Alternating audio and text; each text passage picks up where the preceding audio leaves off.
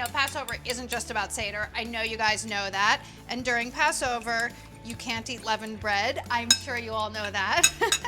And you know how obsessed I am with breading chicken cutlets this year. So today I'm gonna bread my chicken cutlets with crushed up matzah. It's perfect for really any time, but particularly during Passover. This is 8 whole matzahs that I crushed up into crumbs, but some of the pieces are kind of big, which is why I'm going with crushing my own matzah into crumbs as opposed to something like a matzah meal. Add about 2 teaspoons of salt to the crushed up matzah and about a 1/4 teaspoon of pepper. I've whisked an egg to help the coating adhere, and I have 4 chicken cutlets. Now you can increase or decrease this recipe as you want. The original recipe is just for 4, so it's 1 cutlet per person, but these are nice big cutlets.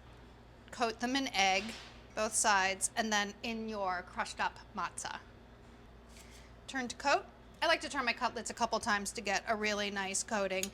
Sometimes on the first try, it doesn't get fully coated, and honestly, this is what I usually do. Cover it up and then pat it really nicely to adhere as much as possible. These sort of bigger pieces of matzah get really crunchy and golden brown when you fry them. So you can just set them aside as you finish them. It's possible you may not need all of these crumbs, so if you want to put about 2 cups of crumbs into your pie plate to start off with, then you can save the other crumbs if you don't end up using them. You want to add a little bit of flavor to this. You could add some chopped up nuts to the mixture if you wanted to. Now what you want to do is get about 1/2 inch of oil preheating in your pan so that you can fry these. Sure, you could bake them, but the frying is going to make them so delicious. Don't deprive yourself of the deliciousness that is a fried cutlet. All right, let's fry.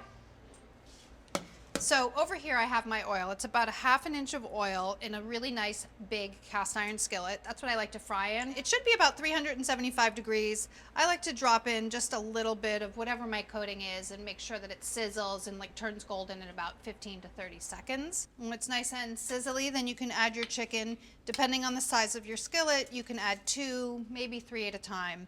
But I'm just gonna go for 2 because I'm gonna have to work in batches no matter what. So depending on the thickness of your cutlets, you could cook these for about 2 minutes per side. Might need a little bit more time. These are kind of thick. They might need 3 minutes. So technically the oil temp should be between 375 and like 350 at the lowest, but I think the crumb method of testing is just fine.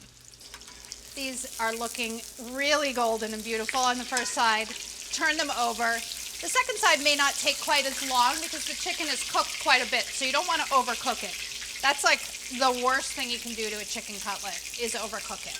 Remove and then drain on paper towels and you can do your next batch. You can make chicken parm out of these.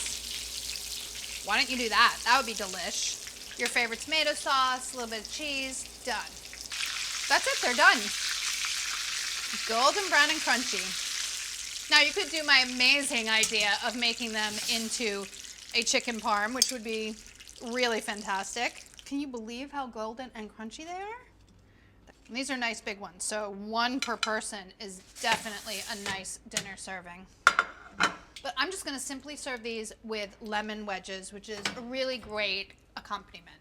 Offsets the richness. These are so fantastic. I would venture to guess that you will continue making them long after Passover is over.